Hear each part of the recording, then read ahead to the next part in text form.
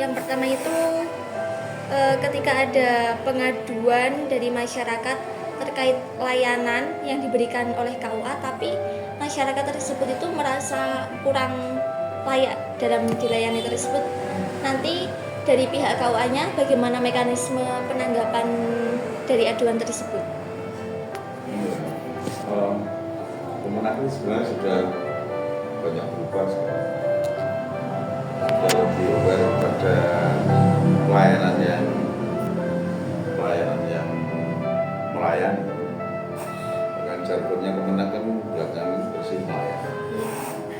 Artinya kalau ada komplain, harus kita layani seperti itu. Bahkan Kemenak Pusat juga ada itu Jumas itu pengaduan masyarakat. Jadi ada web khusus yang melayani pengaduan masyarakat. Jadi bisa langsung aduan itu langsung masyarakat langsung melakukan ke pusat bisa. Jadi kalau pengaduan itu langsung ke waktu malah senang. Jadi bisa lebih melokalisir persoalannya. Karena biasanya kalau sekarang kan orang lagi seneng-senengnya speak up di mana-mana. Jadi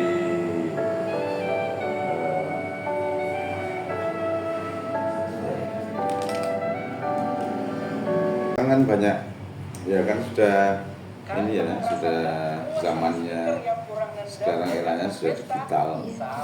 Semua orang itu bisa melakukan apa saja dan merasa bisa melakukannya sendiri. Nah, kadang-kadang euforia itu kadang-kadang tanpa diiringi dengan wisdom. Tahu wisdom? Ya, pandangan yang bijaksana. Misalnya ada masyarakat yang tidak puas tentang salah satu layanan kita. Sebenarnya kalau mereka mau langsung ke sini, kita lebih enak menanggapinya, lebih enak mengklarifikasikannya. Tapi seringkali itu justru masyarakat lebih suka speak up, berbicara di media sosial, dan itu tidak terkontrol. Kalau sudah begitu kan semua orang bisa komen dan jadi kalau ada pengaduan langsung ke kantor, saya malah senang.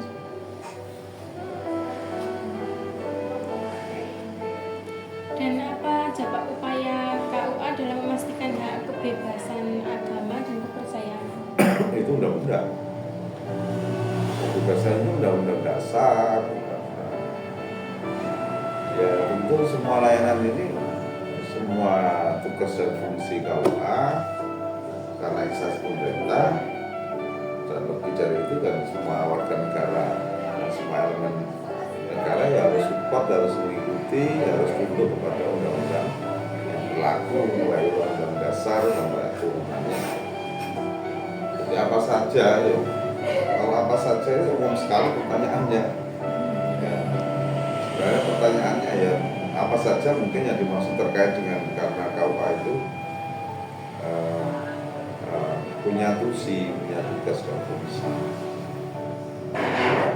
Sebenarnya lebih awal saya ingin menyampaikan ke adik-adik ya mahasiswa. Jadi akan lebih baik sebelum sampai masuk kepada medan tertentu itu harus dikenali terlebih dahulu. Kamu nanti akan ngomong tentang HAM dan ini kan, pasal 28 kan, kaitannya dengan pernikahan, kaitannya dengan batasan usia, dengan itu. Maka kamu harus punya bekal dulu harusnya, browsing undang-undang pernikahannya yang mengatur mana, undang-undang dasarnya mana, bunyinya bagaimana. Minimal kita ngomongnya bisa nyambung dan enggak sampai tanya terus saya jawab selesai. Lalu kalau misal di sini itu apakah hanya pelayanan untuk pernikahan aja atau misalnya nanti ada pasangan lalu mengadukan kayak kekerasan dalam rumah tangga itu bisa di sini Pak? Ya, jadi tugas dan fungsi KUA itu adalah pelayanan pelayanan khususnya dalam kehidupan keagamaan.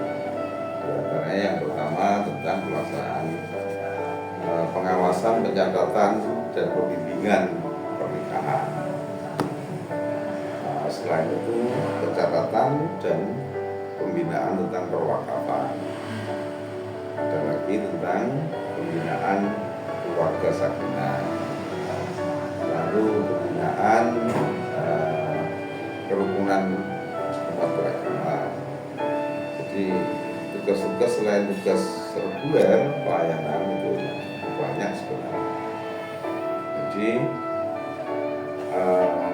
kalau kaitannya dengan melaksanakan kebebasan, ya tentu kita laksanakan itu tentu ya ada alurnya, termasuk bagaimana memberikan pembinaan kepada calon manten, bahkan keluarga-keluarga yang berkonflik ada kita juga pembinaan dalam pembinaan keluarga sakinah. Mungkin programnya bisa konseling, nanti misalnya bisa kita selesaikan lewat konseling ya syukur, kalau nggak bisa ya kita rekomendasikan ke kalau dulu namanya BP4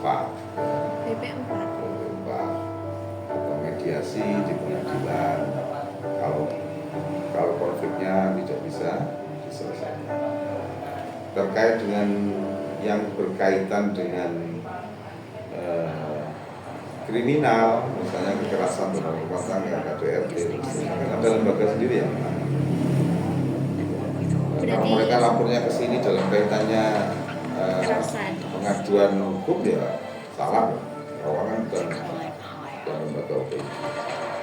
Kalau terkait semisal kayak pembinaan itu biasanya dilakukan dalam konseling sosialisasi atau di sini atau di mana? Kalau bimbingan pranikah, jadi ada beberapa jenis bimbingan atau pembinaan. Yang pertama bimbingan pranikah atau bimbingan perkawinan, disingkat bimbing. Itu biasa kita laksanakan, sasarannya calon mantan.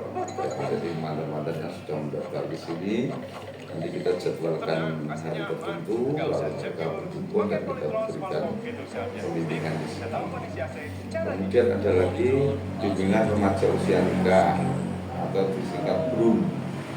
Nah, itu bisa kita lakukan di kelompok-kelompok masyarakat, misalnya atau di ormas, misalnya satu desa kita mengadakan di sana, terus ngumpulin anak-anak muda yang usia nikah, kita berikan sosialisasi tentang undang-undang pernikahan, tentang kesiapan menikah. Ada lagi BRUS, bimbingan remaja usia sekolah, jadi remaja yang masih di sekolah-sekolah itu. Jadi kita masuk ke sekolah-sekolah itu untuk memberikan sosialisasi. Berarti bisa dilaksanakan di kayak sekolah? Ya, bisa. Bahkan di kampus bisa juga. Itu termasuk kegiatan wajib dari KUA atau memang hanya untuk sosialisasi gitu? Ya, sosialisasi itu kan sesuatu yang harus dilaksanakan. Bagaimana masyarakat tahu kalau sosialisasinya kita bisa laksanakan. Tetapi memang untuk bimbingan perkawinan itu tahun 2025 ini seluruh capim itu wajib mengikuti bimbingan perkawinan. Wajib mengikuti bimbingan. Jika pasangannya itu kalau di bawah umur itu masih diberi bimbingan atau maksudnya misalnya kalau mau menikah tapi usianya belum cukup itu diberi bimbingan dulu atau langsung di ACC dari KUA nanti? Tidak bisa, KUA tidak bisa menikahkan pasangan di bawah usia. Berarti harus ada bimbingan dulu ya Pak? Iya, bahkan kita tolak, ada surat penolakannya itu namanya N7. Jadi kita tolak, dijaga karena berkurang usia. persyaratannya kurang, yaitu umurnya kurang. Kalau misalnya ya Pak ya, ada pasangan terus menikah, itu kan kalau secara agama bisa dilakukan tidak di suatu lembaga, belum punya legalitas surat gitu. Itu nanti misalnya kalau mendaftarkan diri ke KUA itu bilangnya sudah menikah atau Jadi kalau pasangan tertentu sudah mengaku menikah, ya, sementara tidak ada bukti apapun secara legal, kan bukti legal seseorang menikah adalah akte nikah, dan akte nikah yang mengeluarkan adalah KUA. Jadi seseorang misalnya menikahkan tokoh siapa gitu, bukti legalnya nggak ada. Misalnya mereka bikin sertifikat sendiri ya, atau bikin surat sendiri, tanda tangan sertifikasi, itu tidak sah secara hukum. Yang sah secara hukum adalah akte nikah yang dikeluarkan oleh KUA, ditandatangani oleh kepala KUA. Itu yang muslim, yang non muslim akte nikahnya yang ngeluarin catatan sipil. di catatan sipil. Ya, jadi kalau misalnya ada mantan sudah datang ke sini karena di masyarakat kan sementara kan juga berkembang pandangan. Kalau itu kan cuma mencatatkan aja. Terus dia datang, Pak tolong catatkan nikah saya sudah menikah. Tidak bisa. Seperti itu. Harus ada legalitasnya ya. Saya bisa melakukan itu kalau sudah diputuskan oleh pengadilan. Jadi kalau ada kasus seperti itu, yes, orang ini punya nikah siri, ya, terus ke KUA mendaftarkan nikahnya yang telah dilakukan, Iya. kita tidak bisa. Pernikahan yang kita catatkan adalah yang terjadi di hadapan penghulu, ya. Jadi kalau ada seperti itu maka kita arahkan ke pengadilan untuk minta isbat nikah, penetapan atau pengesahan nikahnya. Kalau pengadilan meloloskan, mengabulkan, langsung aja ke sini, amar putusnya dibawa ke sini, ya sudah saya buatkan nikah, selesai. Gitu. Mungkin dari jadi itu saja Pak. Cukup. Iya. Ini cuman seputar KUA aja dan apa yang terkait dengan hal itu aja. Ya sebenarnya ya masih sangat belum Banyak. mewakili, iya, berarti belum mewakili problem yang harus kami eksplorasi dari. Ya tapi itu saya tidak tahu proyekmu apa kan saya jawab yang kamu tanyakan. Iya Pak. Ya makasih ya Pak. Mohon maaf mengganggu waktunya. Ya.